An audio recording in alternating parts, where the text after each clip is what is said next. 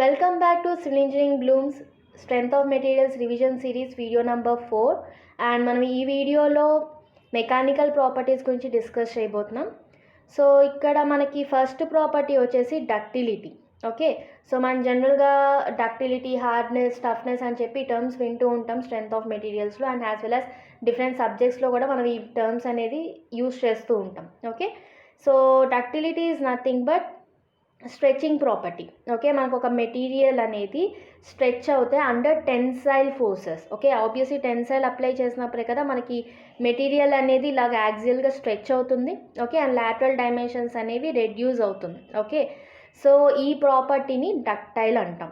Okay, so ductility property. And ఈ ductility వల్ల use ఏంటి అంటే మనకి లార్జ్ డిఫార్మేషన్స్ అనేవి విజిబుల్ అవుతాయి బిఫోర్ ఫెయిల్యూర్, సో దట్ మనం అలర్ట్ అయ్యి we can take the precautions or we can see some alternates అనమాట. Okay, so large deformation before failure. And ductility property ఎప్పుడు అప్లికబుల్ అంటే strain is greater than 5% at fracture point. మనకి ఏదైతే breaking point ఉందో అక్కడ strain greater than 5% ఉంటే then ఆ ప్రాపర్టీకి ఆ property is known property in ductility అంటున్నాం ఇక్కడ. Okay, and next one, it can be drawn into wires. మనకి ఆబ్వియస్లీ మనకి ఈ టెన్సైల్ ఫోర్సెస్ యూస్ చేసినప్పుడు లాటరల్ డైమెన్షన్స్ డిగ్రీస్ అవుతుంది అన్నాను కదా, మనకు కావాల్సిన సైజెస్కి కావాల్సిన లాటరల్ డైమెన్షన్స్కి వీ క్యాన్ ఎక్స్పాండ్ ఇట్. సింపుల్గా ఏంటి అంటే material drawn into wires. మనకి స్టీల్ వైర్స్ అలా చూస్తూ ఉంటాం కదా, సో అలా రావాలి అంటే డక్టిలిటీ ప్రాపర్టీ ఉంటేనే అది వైర్స్లోకి కన్వర్ట్ అవ్వగలుగుతుంది. ఓకే, సో ఎగ్జాంపుల్స్ వచ్చేసి metallic objects like aluminium, lead, copper, steel etcetera. ఇక్కడ నేను 3 ఎగ్జాంపుల్స్ ఇచ్చాను. There are so many examples. So ductility is nothing but stretching of object and strain వచ్చేసి greater than 5% at the break point. Okay, so next property వచ్చేసి brittleness.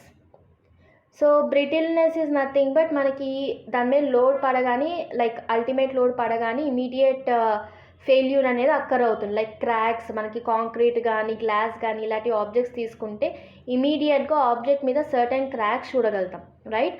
So ఆ cracks అనేవి due to brittleness. Brittle ఆబ్జెక్ట్కి we can see the cracks and సింపుల్గా lack of ductility. Obviously opposite to ductility మనం brittleness అనొచ్చు. And sudden failure, ఇక్కడ మనకి ఏది అలర్ట్ అనేది ఉండదు, డైరెక్ట్గా మనకి ఆబ్జెక్ట్ మీద లోడ్ అల్టిమేట్ లోడ్ రీచ్ అయింది అనుకుంటే మనకి సడన్ ఫెయిల్యూర్ అనేది అక్కర్ అవుతుంది. And strain is less than 5%. డక్టిలిటీలో ఏంటంటే గ్రేటర్ దాన్ 5% అండ్ బ్రిటిల్నెస్కి వచ్చేసరికి less than 5% at fracture point. Examples are concrete, glass and cast iron. So similarly next one is మ్యారియబిలిటీ.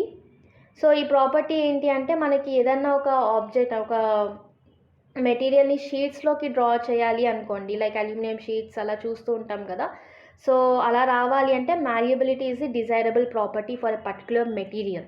Okay, so expansion under load. ఇక్కడ మనకి సింపుల్గా చెప్పాలి అంటే కంప్రెషన్ లోడ్ అప్లై అవుతున్నప్పుడు మ్యారియబిలిటీ వల్ల మెటీరియల్ అనేది ఎక్స్పాండ్ అవుతుంది. డక్టిలిటీ ఏమో టెన్సైల్ ఫోర్స్. ఇక మ్యారియబిలిటీలో ఏంటి అంటే మనకి సపోజ్ ఈ ఆబ్జెక్ట్ ఉంది, మనం ఏమైనా లోడ్ అప్లై చేస్తే it will be expanding in that particular direction. Okay, so అది due to that compression force. ఇక్కడ మ్యాలిబిలిటీలో ఏమో కంప్రెషన్ ఫోర్స్ అప్లై అవుతుంది, whereas coming to ductility tensile force. ఇది కూడా మీకు చిన్న MCQ ఫామ్ అవుతుంది. Okay, and high degree of plasticity. Plasticity అంటే ఏంటి, మనకి ఆబ్వియస్లీ ప్లాస్టిసిటీ ఉంటేనే we can expand the material. Okay, and very much used in forging, hot rolling and stamping works. ఈ వర్క్స్లో మనకి ఈ ప్రాపర్టీ అనేది డిజైరబుల్. ఓకే, అండ్ ఎగ్జాంపుల్స్ వచ్చేసి గోల్డ్. ఇప్పుడు గోల్డ్ ఉందనుకోండి, మనకు కావాల్సిన షేప్స్కి కావాల్సినట్టుగా కన్వర్ట్ చేసుకోవచ్చు, like jewelleries etcetera. Okay, and similarly silver, iron. Okay, so these are the examples for malleability. And next property వచ్చేసి టఫ్నెస్. టఫ్నెస్ ఏంటి అంటే మనకి ఇంపాక్ట్ లోడ్స్ వచ్చినప్పుడు like energy absorption. Okay, without any fracture. సడన్గా loads పడుతున్నప్పుడు ఆ energy మొత్తం observe చేసుకోవాలి without any destruction, without any fracture. Okay, so ductile material exhibits high toughness. అంతే కదా, ఇప్పుడు డక్టైల్ మెటీరియల్స్ మీద మనకి లోడ్ పడితే ఏమవుతుంది, జస్ట్ ఎక్స్పాండ్ అవుతుంది, రైట్? సో స్ట్రెచ్ అవుతుంది. ఆబ్వియస్లీ డక్టైల్ మెటీరియల్స్ అనేవి హై టఫ్నెస్ ఎగ్జిబిట్ చేస్తాయి. అండ్ టఫ్నెస్ అనేది గేర్స్, చైన్స్, క్రెయిన్ హుక్స్ ఇలాంటి వాటిల్లో ఇది desirable property. Okay, and examples వచ్చేసరికి మనకి diamond. Obviously diamond is a toughest object, right? And metallic glass and copper. So similarly next one వచ్చేసి hardness. So hardness is nothing but మనకి scratch or indentation resistance. So ఏదైనా ఒక object మీద మనం like ఇలా scratch చేసినా లేదంటే like Pierce చేసినా లైక్ గుచ్చినా మనకు అక్కడ ఎలాంటి ఇండెంటేషన్ పడకపోతే అది hard object. Okay, so obviously కొన్ని ఆబ్జెక్ట్స్కి హార్డ్నెస్ అనేది ఎగ్జిస్ట్ అవుతుంది. మనకి స్టోన్స్ అలాంటి ట్రాన్స్పోర్టేషన్లో చూస్తుంటాం ఈ హార్డ్నెస్ అనేది, రైట్. సో స్టోన్స్కి వాటికి హార్డ్నెస్ ప్రాపర్టీ అనేది అప్లై అవుతుంది. ఓకే, సో మనకి స్క్రాచ్ ఆర్ ఇండెంటేషన్ అన్నాను కదా, స్క్రాచ్ హార్డ్నెస్కి టెస్ట్ వచ్చేసి మోస్ టెస్ట్ అండ్ ఇండెంటేషన్ వచ్చేసి Brinell and Rockwell hardness test. Okay, so ఇది మీరు ఆల్రెడీ ల్యాబ్లో చేస్తుంటారు ఇన్ కేస్ మీరు కాలేజ్ గోయర్స్ అయితే. ఓకే, అండ్ ఎగ్జాంపుల్స్ వచ్చేసి concrete, quartz, granite, stone objects ఏదైనా. Okay, most of the stone objects.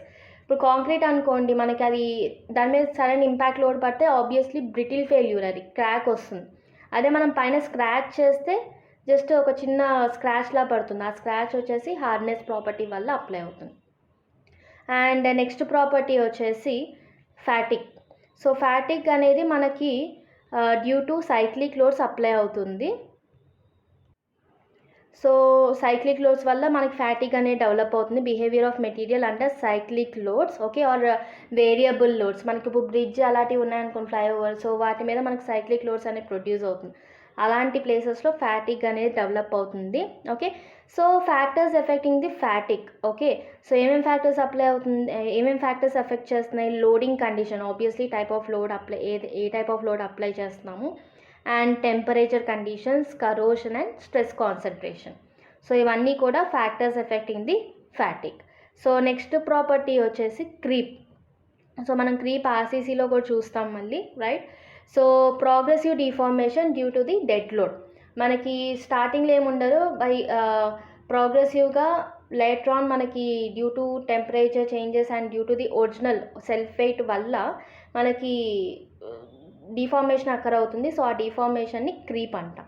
Okay, so next property వచ్చేసి రిసైలెన్స్. సో రిసైలెన్స్ వచ్చేసి కూడా energy absorption.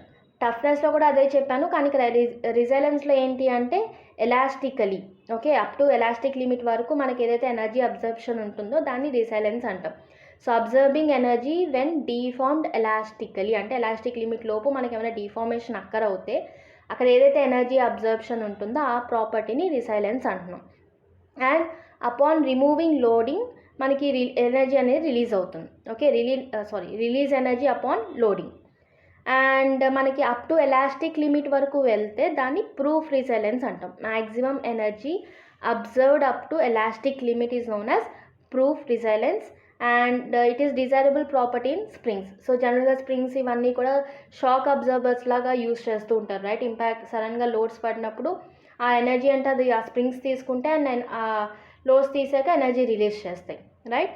So resilience is the desirable property for the springs. So this is all about the mechanical properties. So ఈ mechanical properties అనేవి చాలా important strength of materials or mechanics of సాలిడ్స్లో.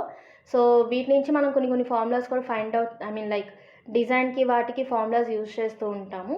Okay, so ఈ video కనుక మీకు helpful అవుతుంది అనుకుంటే like చేయండి and it will be encouraging for me so that నేను ఇంకా మోర్ వీడియోస్ చేయగలుగుతాను. అండ్ ఇది కంటెంట్ వాల్యుబుల్ అనుకుంటే please share with your friends. Thanks for watching.